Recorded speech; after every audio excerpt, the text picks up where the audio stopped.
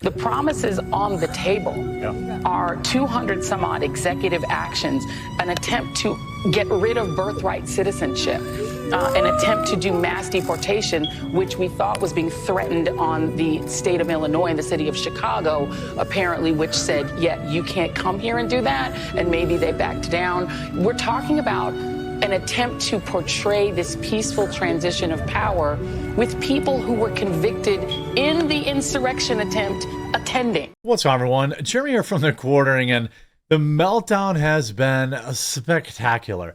Spectacular in every conceivable way.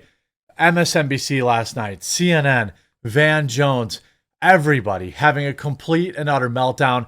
And what I have done is I have sifted through the garbage to bring you only the tastiest bits of the absolute most cope and seethe.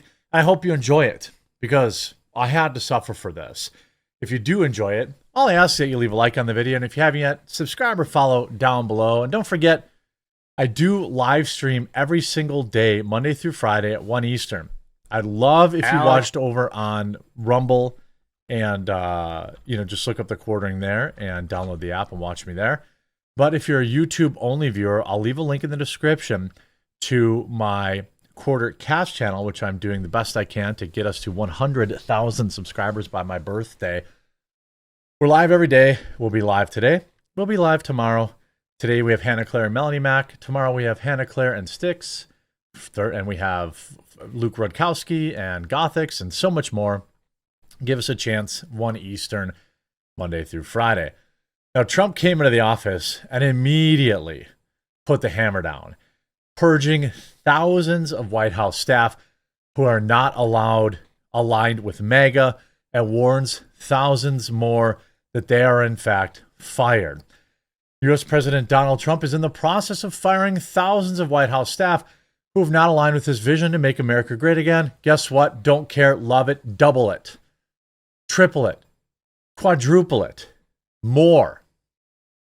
Taken to his social media platform, Truth Social, the freshly inaugurated 47th president publicly fired several senior employees in an unprecedented shakeup. The Post read, "Our first day in the White House is not over yet.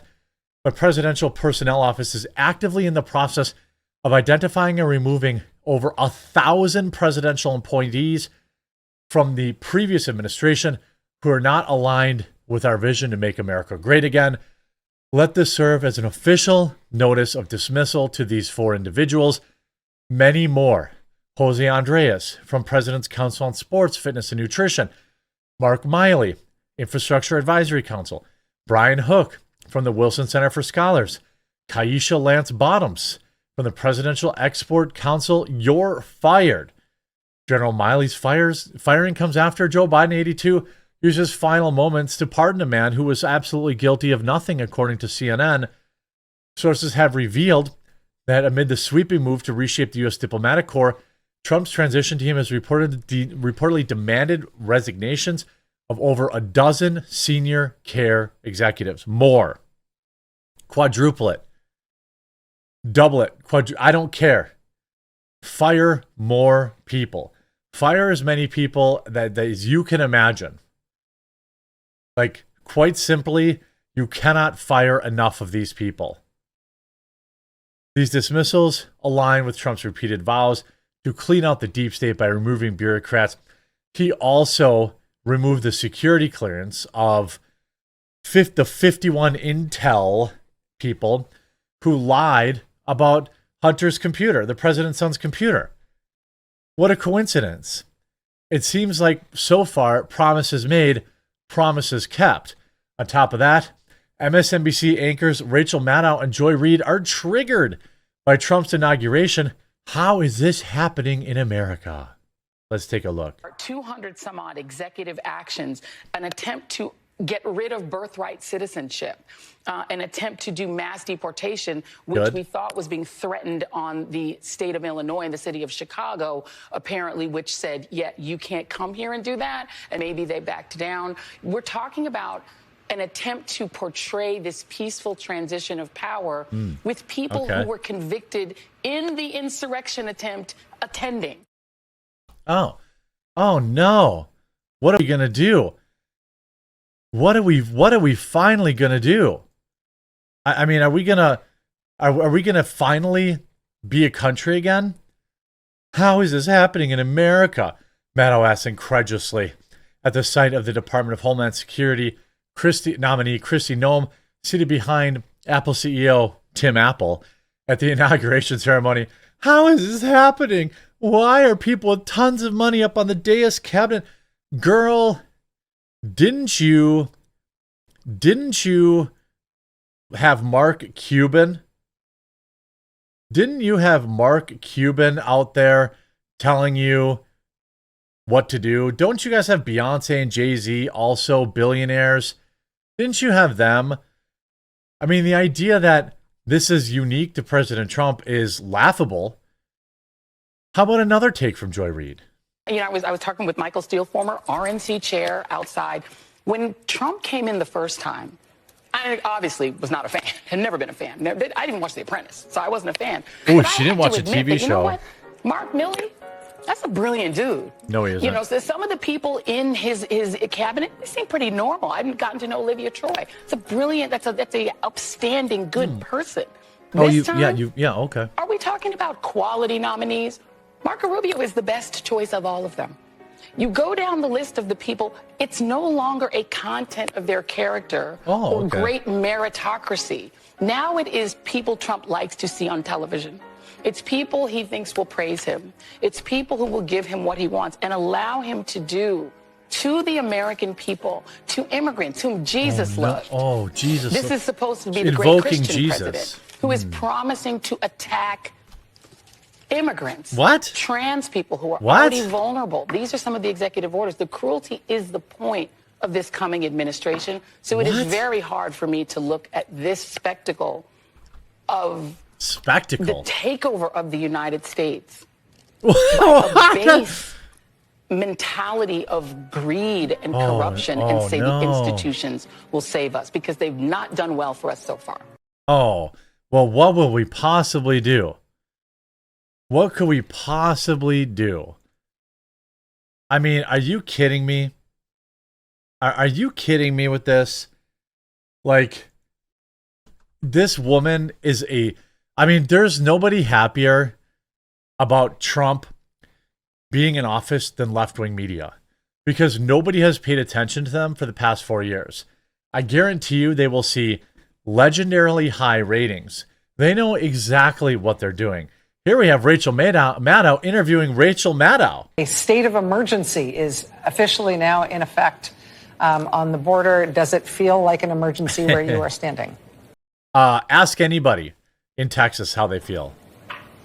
Feels no different than 20 minutes ago or 30 minutes ago or an hour ago when we got here early this morning, Rachael. The one practical change that we do know that has gone into effect here is that CBP One app that was put into place by the Biden administration, part of their stated effort to have a more fair, safe, humane, orderly process at the border, has been discontinued by.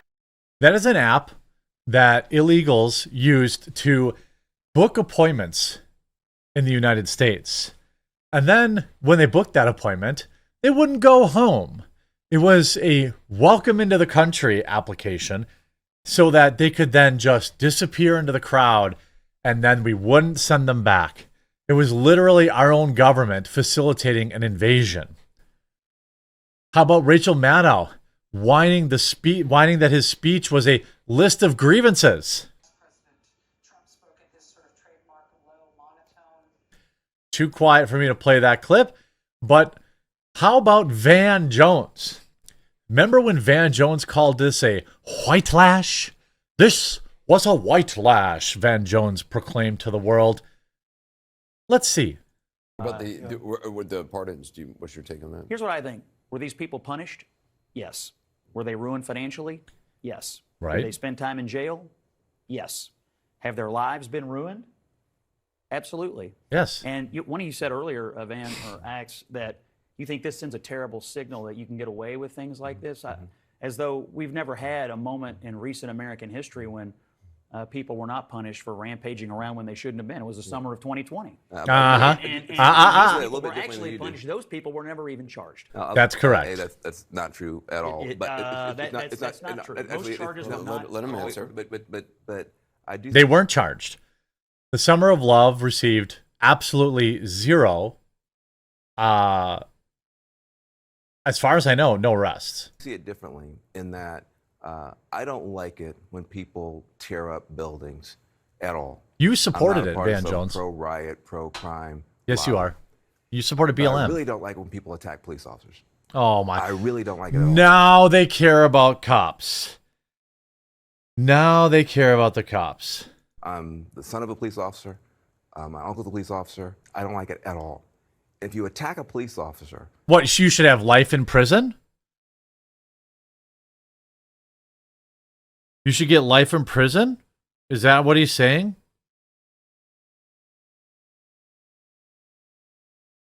Because those before people you got 4 get years. any leading answer, before you get any support from this society, you should apologize. And they didn't. And that's wrong. They don't need to And you apologize. yourself and They went to others said prison. You would have a problem if the violent ones were let go. I concede it. I agree. And that's my problem tonight. I agree. I don't like the idea specifically the people that attack police. I'm in agreement with you on that. But I do think it is important to note that these people, whatever they did, whether it was just They already served their logging time. in or doing something much, much worse. Elliot, you can correct me if I'm wrong. Most of them, if not all of them, did get punished, serve some kind of time. And my assumption is virtually all of them have had their lives affected. Correct. I mean, we're at a point now where last night, ESPN, in a total bend of the knee, ESPN is airing messages from President Trump. Today, of course, starting now, we're going to bring America back and make it safer, richer, and prouder than ever before. We will have a nation filled with compassion, strength, and exceptionalism.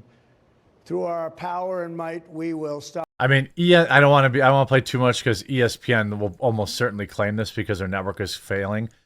But ESPN airing a message from President Trump during the biggest, the national football national championship. Tides, they are a changin'. I hope you enjoyed this video. If you did, make sure you leave a like on it. If you haven't yet, subscribe or follow down below, and we'll talk to you. Hey, don't forget to subscribe to Quartercast if you're a YouTube-only viewer or to tune in on Rumble. We'll talk to you again real soon.